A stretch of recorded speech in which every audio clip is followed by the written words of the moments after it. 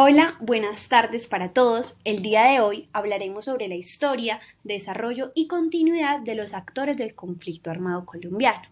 En mi equipo, el grupo número 3 está conformado por Valeria Restrepo, Hernán Darío Escobar y Andrés Felipe Cano. También mi persona, Manuela Cardona.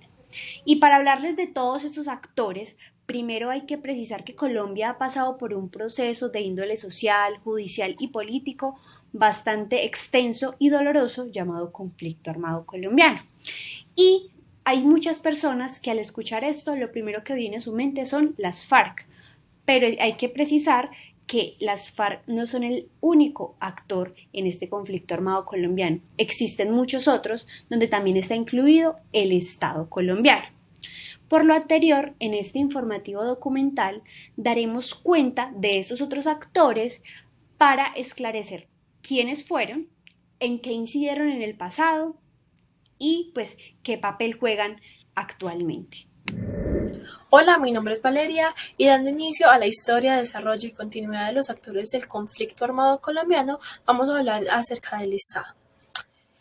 El Estado colombiano ha sido el actor más importante en todo el conflicto armado colombiano, desde sus antecedentes, como lo fueron las disputas entre conservadores y liberales, el Bogotazo y el Frente Nacional, y hoy en el 2022, donde existen ya las llamadas disidencias de las FARC, JEP, entre otros. La actuación del Estado colombiano en este proceso, que lleva ya más de 40 años de duración y aún no termina, no ha sido muy satisfactoria, haciéndole un análisis general de resultados esperados. En el Informe Nacional de Desarrollo Humano para Colombia del 2003, hablan sobre el fracaso del Estado para interpretar el desarrollo e historia de ese en la situación protagonista. Allí relatan cómo el Estado colombiano fracasó porque fue incapaz de prevenir alzamientos y ha sido incapaz de resolverlos en el tiempo que el conflicto armado colombiano lleva extendiéndose. eh, lleva extendiéndose. Una de las razones como para justificar como todo lo anterior fue lo periférico que fue para el Estado y las élites del conflicto. Esto llevó a que no se abordara como desde el inicio, como no fue un tema prioritario, integral y concertado. Colombia es efectivamente una sociedad fragmentada a niveles sociales, políticos y hasta geográficos. Este último punto lleva a que formen provincias que por mucho tiempo se mantuvieron aisladas en la sociedad. Colombia es un estado débil, ya que carece de la capacidad reguladora y de monopolio de la fuerza. En el informe del 2003 señalan una lista en Señalan una lista en términos más específicos de los vínculos que llevaron al fracaso en términos pues del conflicto armado colombiano. Y estos fueron la falta de perspectiva, débil sentido de lo público, desentendimiento, élites y paramilitares, entre otros. Finalmente, aunque el paso histórico del Estado en este conflicto armado que lo subyace no se haya podido como resolver por sus propuestas, no puede decirse que al Estado le hayan faltado esfuerzos y logros. En la actualidad se llevan a cabo procesos de restauración de víctimas, avances judiciales y sociales que son manifiesto de que el Estado ha hecho un trabajo significativo. Listo, ahora tenemos las guerrillas. Como se expresó en un inicio, el combate armado colombiano tiene sus orígenes en toda la violencia del siglo XIX. Entonces, por eso lado tenemos que estar bastante claros, que es precisamente donde se presentaron muchas guerras civiles en el país a manos de dos partidos tradicionales, que precisamente en su última confrontación fue precisamente lo que se desgracia en el país Colombia, teniendo en cuenta pues que aquí ya estamos hablando del Partido Conservador y el Partido Liberal. El fin del periodo de la violencia entre estos dos partidos se produce en tres etapas. La primera fue la amnistía de Rojas Pinilla, la segunda el Frente Nacional precisamente, que establece la paridad y alternancia entre partidos políticos, que como resultado de la desmovilización de guerrillas liberales y bandas conservadoras, pues dio paso a terminar este. Con eso, ¿qué podemos decir? Obtenemos que gracias a la violencia, por decirlo de alguna manera, ocurren dos sucesos sumamente importantes. El primero eh, está estalla y viene del centro geográfico y político. Pero otro de los factores pues como que genera eso es que se expresa y perpetúa en la periferia campesina. Entonces ya estamos hablando un poquito de la zona rural como tal. Con ese antecedente como tal tenemos el surgimiento de las FARC, perdón, que en palabras sencillas, las FARC fueron fruto del encuentro entre la guerrilla campesina que no logró desmovilizar el Frente Nacional y el Partido Comunista. Vamos a hablar un poquito de sus 5 momentos.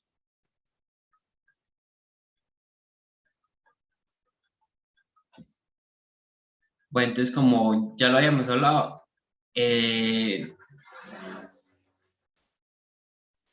no lograron desmovilizar el Frente Nacional y el Partido Comunista y que no hallaba su lugar dentro del sistema político pues, que había en ese momento. Y consta precisamente de 5 momentos como tal, que fueron las luchas agrarias, las autodefensas, la guerrilla, la erradicación de la guerrilla y la radicalización de la izquierda. Claro está que no solamente tenemos pues conocimiento de las FARC, sino que también nacieron diferentes tipos de guerrillas alternativas, que si bien su origen fue un poco más urbano, también lograron pues, prosperar en zonas rurales. Y se conocen pues hasta el momento el ELN, el EPL, el ERP, el ERG y el MDS. Para finalmente, tomando el ejemplo de las FARC precisamente, para el caso de las guerrillas, estas pasaron en conjunto con el Estado por un proceso de paz iniciado en el 2016, trayendo consigo un acuerdo de paz donde se dictaminan garantías y responsabilidades a quienes se pertenecían a las FARC y una representación integral a las víctimas, pues porque había que tener cierta neutralidad y cierto, pues, ser muy neutrales con ese tipo de posiciones. Y precisamente dentro de estas garantías estaba la participación política legal de las FARC en el Estado colombiano, lo que también dio paso precisamente años después a lo que conocemos como la insurgencia. Por otro lado, la marginalidad política y geográfica de la guerrilla se debe a una razón concreta, precisamente porque en Colombia no existen hasta ese momento las condiciones para que tenga éxito la insurgencia armada. La marginalidad política de la insurgencia se resume en el hecho de que sus candidatos hayan obtenido muy pocos votos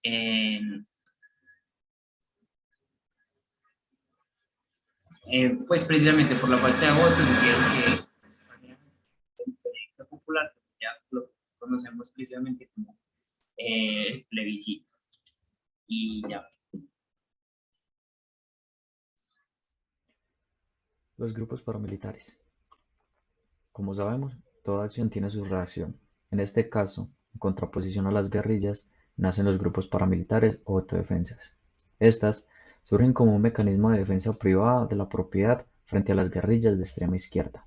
Sin embargo, tiempo después de su creación, estos grupos empiezan a establecer relaciones clientelares con las élites locales, las fuerzas armadas y redes de narcotráfico, dando pie así a un uso desmesurado de la violencia en defensa de sus intereses políticos y económicos.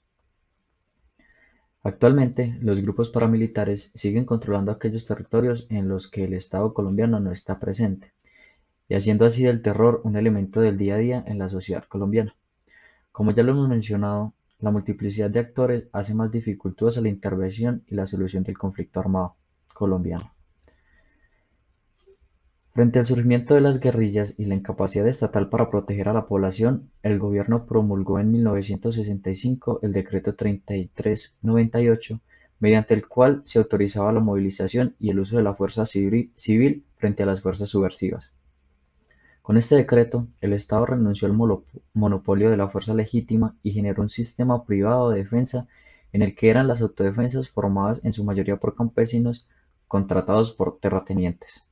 Adicionalmente, el Estatuto de Seguridad de 1978 daba libertad casi total a las fuerzas para entrenar al enemigo interno. Con lo anterior, este grupo contaba con un respaldo institucional para sus actividades justificado en la preservación del orden interno. Finalmente, en la actualidad, el control territorial tiene como consecuencia principal la perpetuación del terror como un elemento que se ha consolidado y dado forma a las estructuras sociales colombianas.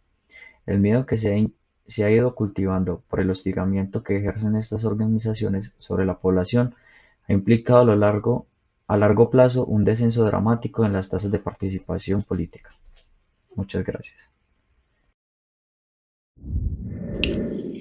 La conformación de estas agrupaciones delincuenciales se dio a finales del 2006, después de que las AUC pactaran un proceso de desmovilización durante el mandato del expresidente Álvaro Uribe Vélez.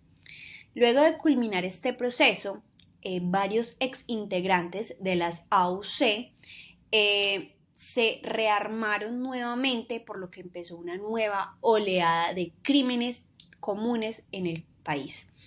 Cerca de 400 hombres se alzaron en armas y se repartieron en 20 columnas. Estas cifras fueron recolectadas por unos estudios de análisis que hicieron las Fuerzas Armadas del país. Finalmente, esas agrupaciones se expandieron a lo largo de todo el territorio y hoy por hoy aproximadamente operan en 17 departamentos y 152 municipios. Otro dato importante de este grupo delincuencial es que la estructuración de este grupo se dio gracias a los efectos económicos del narcotráfico. Por otro lado, el rol de las BACRIM en el conflicto armado colombiano es imposible de ignorar. Los crímenes que esta organización ha cometido son de igual talante que los reportados de los paramilitares de las AUC entre los años 90 y comienzos del siglo XXI. Entre esos tenemos desplazamientos forzados, homicidios selectivos y control social de las comunidades. Con eso también respondemos a la pregunta problema si estos son unos actores o no del conflicto armado colombiano. Muchísimas gracias.